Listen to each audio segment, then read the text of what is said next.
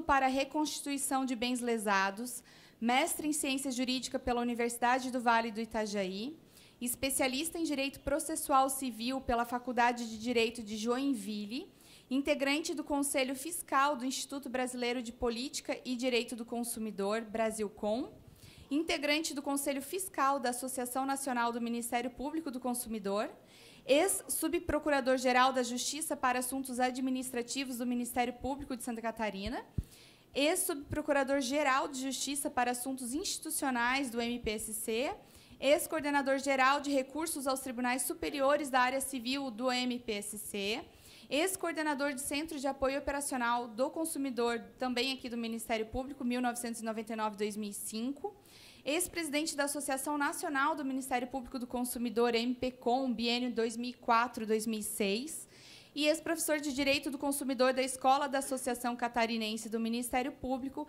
e da Universidade do Vale Itajaí. Dr. Fábio também é autor de diversos artigos em revistas especializadas e palestrante em vários eventos nacionais, como o nosso. Bem-vindo, doutor. Pode falar. Boa tarde. Inicialmente, eu não vi o currículo. Se eu tivesse visto, eu teria resumido, né? Não importa muito tudo isso que foi mencionado aqui. Eu acho que o importante mesmo é a mensagem que eu vou procurar deixar para vocês, no sentido de despertar, né, os gestores públicos municipais, quem está à frente do Executivo Municipal, dos órgãos ambientais, da existência do Fundo de Reconstrução dos Bens Lesados, né? No momento em que nós vivemos uma crise econômica, uma crise fiscal, os municípios têm dificuldade de buscar recursos para a implementação dos seus projetos. Em Santa Catarina, nós temos um fundo à disposição dos municípios, e a grande dificuldade nossa é aprovar projetos, e eu vou mencionar ao longo da minha fala por que essa dificuldade. Então, eu começo mostrando aos senhores e às senhoras o que é o Fundo de Reconstrução dos Bens Lesados. É um fundo criado pela Lei da Ação Civil Pública, pela Lei 7.347, de 85, e tem como objetivo reparar, reconstituir os prejuízos ocasionados à área de direito difuso, ou seja, a prejuízos ocasionados ao meio ambiente, ao consumidor, a questões de natureza de cidadania, de um modo geral, como portador de necessidades especiais. Eventualmente, na moralidade administrativa, agora é possível também, na área da moralidade administrativa, celebração de termos de ajustamento de conduta, e esses valores dos termos de ajustamento de conduta são destinados ao Fundo de Reconstituição dos Bens Lesados. Não é um fundo do Ministério Público, é um fundo, sim, integrado por representantes de entidades governamentais e não governamentais. Dentre eles, representantes do Ministério Público, que o preside, e, no caso, eu estou presidindo no momento, e com outros 2 integrantes do Ministério Público, mas representantes de outras entidades que eu vou mencionar. A parte administrativa, ela é coordenada pelo Ministério Público. Todavia, não é um fundo, obviamente, do Ministério Público.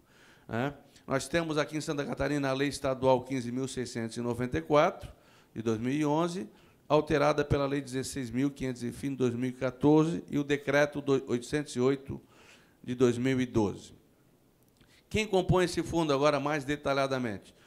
Um procurador de justiça, que o preside, no caso eu, coordenador do Centro de Apoio Operacional do Meio Ambiente do Ministério Público, do Consumidor, do Ministério Público, um representante da Polícia Militar Ambiental, um representante do Instituto do Meio Ambiente, um representante do IGP, da Secretaria da Saúde, da Secretaria de Justiça, da Procuradoria de Estado, e 4 representantes de entidades não governamentais, que são convidadas a se inscreverem, e se faz um sorteio.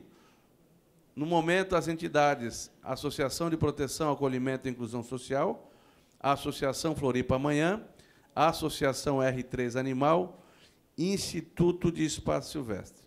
Esse é o Conselho Gestor, que se reúne uma vez por mês no Ministério Público de Santa Catarina, já se reuniu também em outros locais, e delibera. Então, todas as decisões, os deferimentos ou indeferimentos, a responsabilidade é desse Conselho Gestor. Nós temos a distribuição do projeto a um relator, um desses integrantes, desde que observado todas as questões de natureza formal. Vocês já perceberam que todas as atividades desenvolvidas pelo município, todas as implementações de políticas públicas, elas se enquadram, em tese, nos objetivos do fundo, porque quer atender o interesse público, o interesse da sociedade. Então, isso é um interesse difuso. Então, em tese, pode ser encaminhado um projeto ao UFRBL. Então, feito essa checagem dos aspectos formais, e muitas vezes nós esbarramos, nós não avançamos em razão de problemas de natureza formal, mas, ultrapassada essa fase preliminar, é distribuído a um relator e se vai avaliar o mérito do projeto. Então, o Conselho Gestor ele tem muita discricionariedade no sentido de deferir ou indeferir os projetos. Nós temos lá no fundo em torno de 20 milhões de reais para a liberação, para a apresentação de projetos. Temos indeferido muitos projetos. E qual é a nossa preocupação? O que é a jurisprudência ou os precedentes, eu vou mostrar depois ali, se der tempo, nos ensinam, né? Qual é a preocupação do Conselho Gestor? A primeira delas é que o público atingido seja um público expressivo, um número considerável de pessoas. Então, um projeto de natureza estadual, ele atinge um número PMSC Mobile, por exemplo, da Polícia Militar, né? O fundo colaborou com 3 milhões e 500 ou 400 mil reais, né? Claro que está atingindo todos os catarinenses, né? Cada policial militar tem lá uma impressora, tem um tablet, então, recursos do UFRBL. Outra preocupação, o Fundo de Reconstrução de Bens Lesados, ele não pode simplesmente se substituir ao município. Quer dizer, equipar um hospital, né? Nós tivemos pedidos de determinado município para equipar uma clínica para prestar serviços de natureza municipal. É relevante? Claro que é relevante. Mas é um serviço que deve ser prestado naturalmente pelo município, pelo Estado, enfim. Então, a preocupação nossa é que seja algo também inovador, algo diferenciado, algo que nós possamos mensurar depois, medir, quer dizer, quantas pessoas foram atendidas, né? Qual foi o resultado concreto da liberação do recurso. Então, é outra preocupação nossa, atingir um número significado de pessoas, seja um projeto inovador. E outra, se nós liberarmos para um município, nós vamos ter que liberar para o município vizinho, em tese. Então, também temos essa preocupação. Não que essa seja uma preocupação intransponível, não é isso. Não é isso que eu estou dizendo. Só que nós também temos essa preocupação, né? Se nós dissermos sim ao município, nós vamos ter que dizer sim ao outro município. Então, são projetos inovadores que atingem um número significativo de pessoas e que nos dê tranquilidade quanto à mensuração, né? Que o custo seja um custo razoável. Ultimamente, nós temos percebido que tem chegado projetos de um custo bastante significativo, 1,5 milhão, 2 milhões, 800 mil.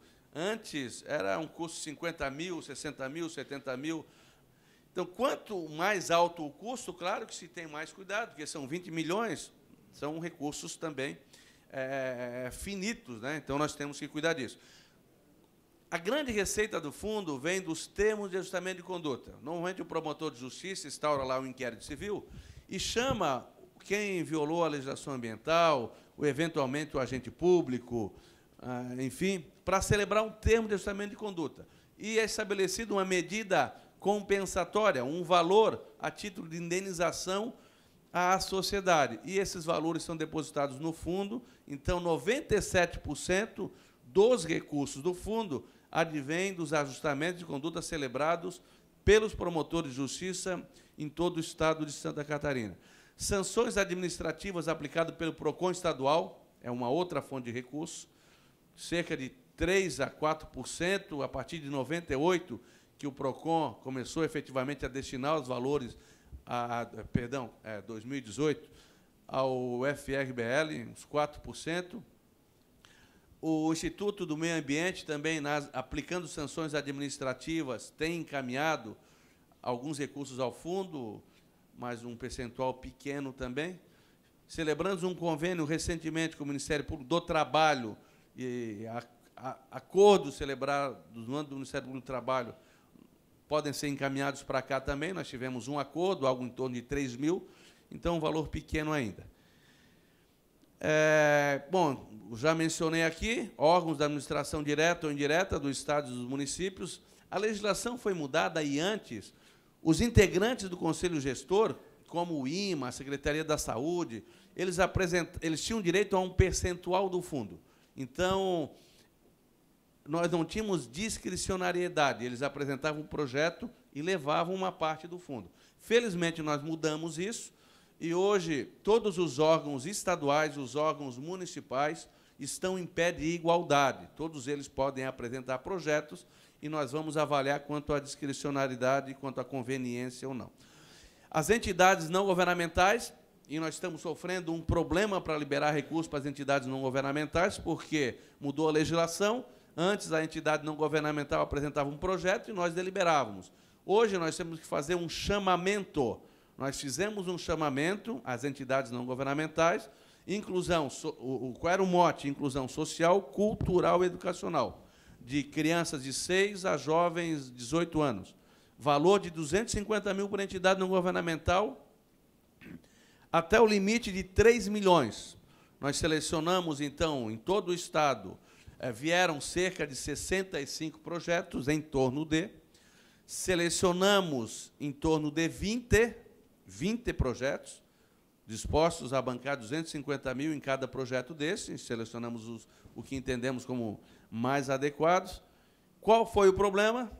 As entidades governamentais, infelizmente, não conseguiram reunir toda a documentação, ultrapassar essa fase preliminar, os aspectos formais. Então, de 60 e poucos, nós selecionamos 20, conseguimos liberar por hora um. E, como não conseguimos nos 20 selecionados, avançamos nos demais. Devemos conseguir mais 1 ou 2. Então, é um modelo que não deu certo, despendeu muita energia do nosso fundo, muita energia dos nossos servidores, de todos os integrantes, conferindo documentação, e algumas situações que nos chamaram a atenção. Por exemplo, a hora-aula é X, a hora-aula que se quer cobrar é 2 ou 3X. Então, fora um pouco do preço de mercado, né? Isso é um outro fator preocupante.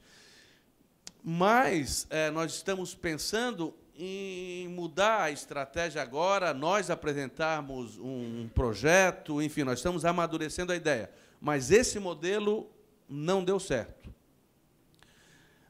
Claro que nós exigimos prestação de contas, fiscalização no local, eventualmente pela Polícia Militar Ambiental, ou enfim, já detectamos alguns problemas. Recursos arrecadados pelo fundo. Lá em 2014, 343 mil, chegamos a 6 milhões em 2015, 2016, 4 milhões, 2017, 5 milhões de alguma coisa, 2018, 3 milhões, e 2019, diminuindo 2 milhões e alguma coisa, né?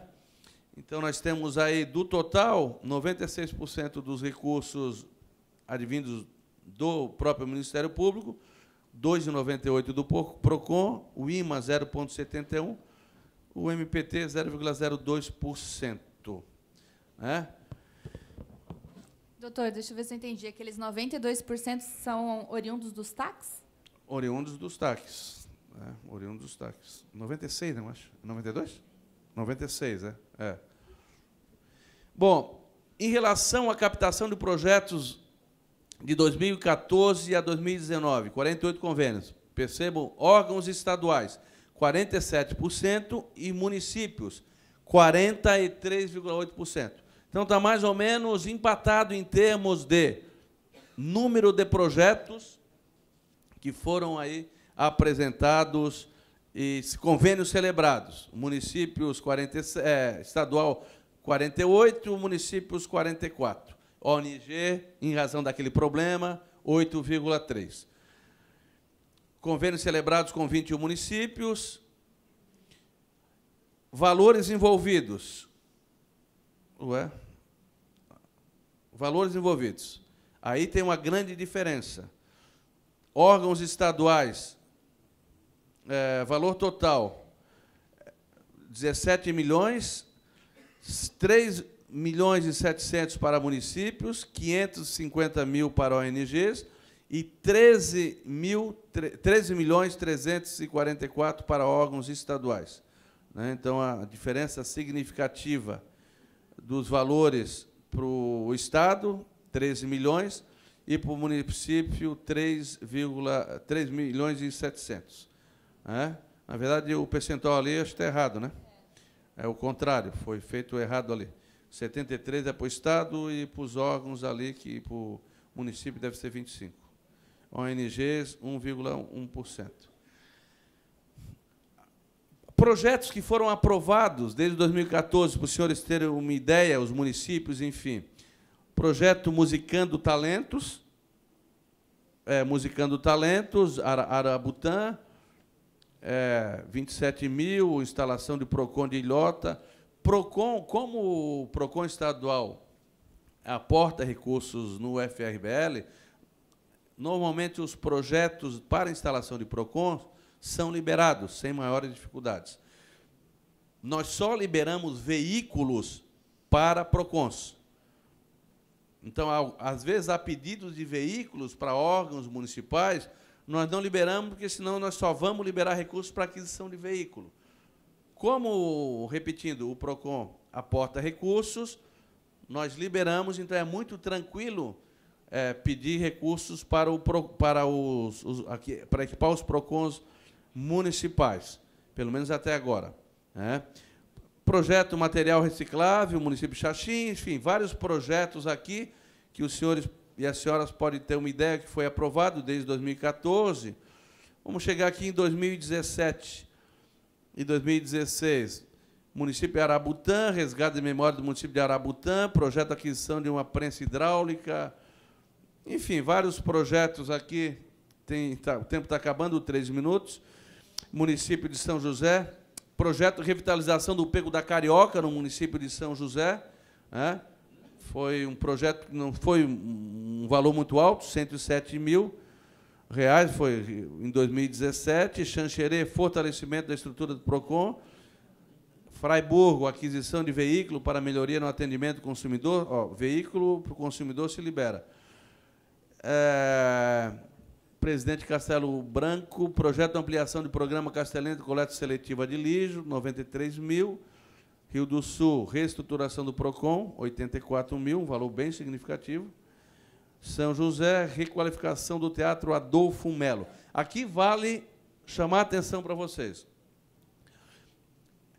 O Conselho Gestor deliberou que, para reformas de teatro, museu, o fundo libera até o valor de 500 mil reais. Então, se tiverem um museu, um teatro no município, dos senhores e das senhoras, apresentem o projeto, que, muito provavelmente, o recurso vai ser liberado. No caso de São José, o fundo entrou com 500 mil e o município entrou com 1 milhão de reais. Então, nós colaboramos com 50% do custo da reforma do Teatro Adolfo Melo de São José. Tá? Então, infelizmente, nós temos indeferidos vários pedidos. E aqui estamos pensando em mudar a estratégia, e o auxílio da FECAM pode ser muito importante. Ou seja, o Conselho Gestor do FRBL definir quais são os projetos, como nós fizemos o chamamento para as entidades não governamentais, fazermos também um chamamento para os municípios, definir na área da infância, na área do meio ambiente, enfim, definir em alguma área, e nós não vamos poder atender os 295 municípios, ou por seleção, por região, por sorteio, enfim, isso está aberto, mas nós vamos dar esse passo, porque nos incomoda muito indeferir projetos. O recurso público, ele deve ser bem utilizado, mas isso não quer dizer que nós vamos aprovar todo e qualquer projeto, porque nós não podemos nos substituir ao Poder Executivo Municipal. No momento que nós liberamos recursos para equipar uma clínica em Blumenau, Itajaí vai pedir, Florianópolis vai pedir. Então, eu acho que nós podemos inverter a ordem. Nós estamos amadurecendo isso no âmbito do Ministério Público de Santa Catarina, e peço o apoio da FECAM para, quem sabe, nós sentarmos e definirmos qual o projeto, como nós vamos fomentar, fazer o chamamento, fazer a matriz de um projeto, encaminhar para os promotores, o promotor encaminha para o prefeito, encaminhamos para a FECAM, encaminhamos para o prefeito para a prefeitura diretamente. Enfim, são 20 milhões que nós temos e nós queremos utilizar. Claro que não queremos limpar o tacho, porque os recursos, vocês perceberam ali, eles vêm diminuindo ao longo do tempo, né? Então, nós queremos gastar com responsabilidade, mas talvez essa virada seja muito importante para que os projetos apresentados sejam deferidos. Agora mesmo, Florianópolis apresentou um projeto muito bom, mas, infelizmente, nós indeferimos, que era para colocação de recipientes para receber um determinado tipo de lixo em 4 locais, mas era um valor expressivo, R$1,5 milhão. Enfim, entendemos por bem indeferir, apesar de um projeto bastante importante. Então, em 2019, nós tivemos 2 aprovados, 9 indeferidos e 1 em análise, não é? Vários projetos municipais indeferidos, valores altos, 826 mil, 513 mil, Sangão, Jaraguá do Sul, Florianópolis, enfim. E esperamos que isso não desestimule, que os municípios continuem apresentando. Estou encerrando aqui já. Não, já estou encerrando. Então, esperamos que isso não desestimule, né, a apresentação de projetos ao Fundo de Reconstrução dos Bens Lesados. Me coloco à disposição de todos vocês para nós conversarmos. Vou deixar aqui essa apresentação, vou deixar para quem tiver interesse. Então, aqui tem uma espécie de jurisprudência, né, valores relativamente altos ali. Nós temos vários projetos em fase de análise também. E também, só para uma informação que eu queria dar também, os recursos do FRBL são utilizados também para pagar as perícias nos inquéritos civis que os promotores de justiça presidem no âmbito das suas comarcas. Então, nós temos pago aí cerca de 45 perícias por ano passado 40 e tantas, esse ano já 40 e tantas. Então, utilizamos esses recursos também para pagar as perícias nas ações civis públicas e nos inquéritos civis públicos. São os telefones de contato do FRBL, e, novamente, digo aqui que a grande mensagem que eu deixo é essa mudança de estratégia nossa, a aproximação nossa da FECAM, dos municípios, para pensarmos em conjunto projetos que atendam o maior número de pessoas, projetos de alta repercussão social, para que a gente possa liberar esse recurso com responsabilidade, com a consciência tranquila, que ele vai ser efetivamente muito bem aproveitado em benefício da população catarinense. Muito obrigado, desculpe pelo atropelo, 20 minutos passa muito rápido. Me coloco à disposição. Muito obrigado.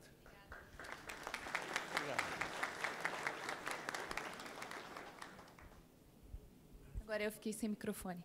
Obrigada, doutor. Sim, a FECAM ela se coloca à disposição para trabalhar junto com o Ministério Público nesse auxílio dos projetos de municípios que precisam também desses recursos.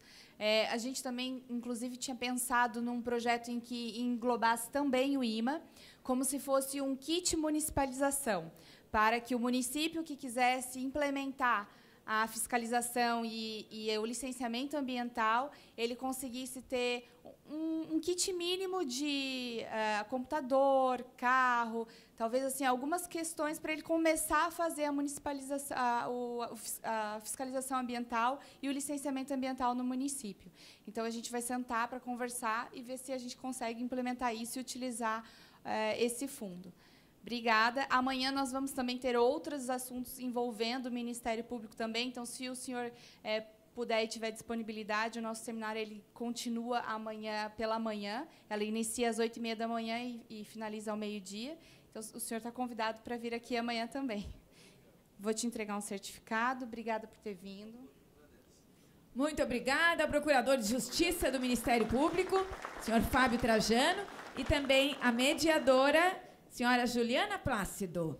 Desfazendo esta última roda de conversa, eu estendo o nosso agradecimento a todos vocês que qualificam a plateia do Seminário Catarinense de Sustentabilidade e Meio Ambiente.